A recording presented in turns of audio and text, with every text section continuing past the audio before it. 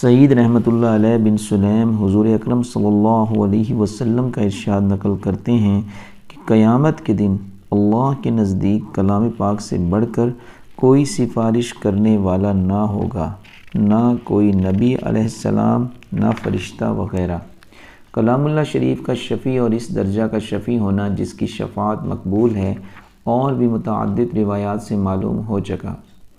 حق تعالی شانہ اپنے فضل سے میرے اور تمہارے لیے اس کو شفیع بنا دے، نہ کہ فریق مخالف اور مدعی۔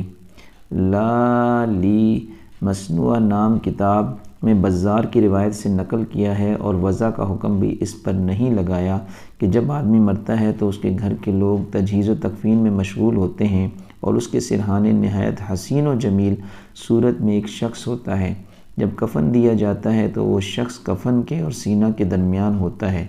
جب دفن کرنے کے بعد لوگ لوٹتے ہیں اور منکر نکیر آتے ہیں تو وہ اس شخص کو علیحدہ کرنا چاہتے ہیں کہ سوال یکسوئی میں کریں، مگر یہ کہتا ہے کہ یہ میرا ساتھی ہے، میرا دوست ہے، میں کسی حال میں بھی اس کو تنہا نہیں چھوڑ سکتا۔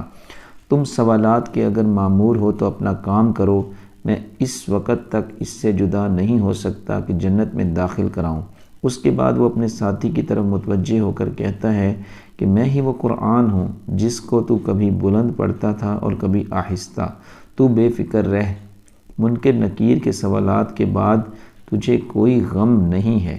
اس کے بعد جب وہ اپنے سوالات سے فارغ ہو جاتے ہیں تو یہ ملائے اعلیٰ سے بستر وغیرہ کا انتظام کرتا ہے جو ریشم کا ہوتا ہے اور اس کے درمیان مشک بھرا ہوا ہوتا ہے۔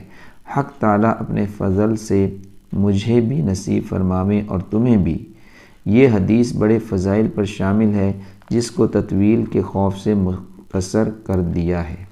اللہ تعالیٰ سے دعا ہے جو کچھ پڑھا اور سنا اللہ تعالیٰ اپنی بارگاہ علی میں قبول و منظور فرمائے اور اللہ تعالیٰ ان باتوں کو دوسروں تک بھی پہنچانے کی توفیق عطا فرمائے۔ آمین ثم آمین۔ جزاکم اللہ خیرا۔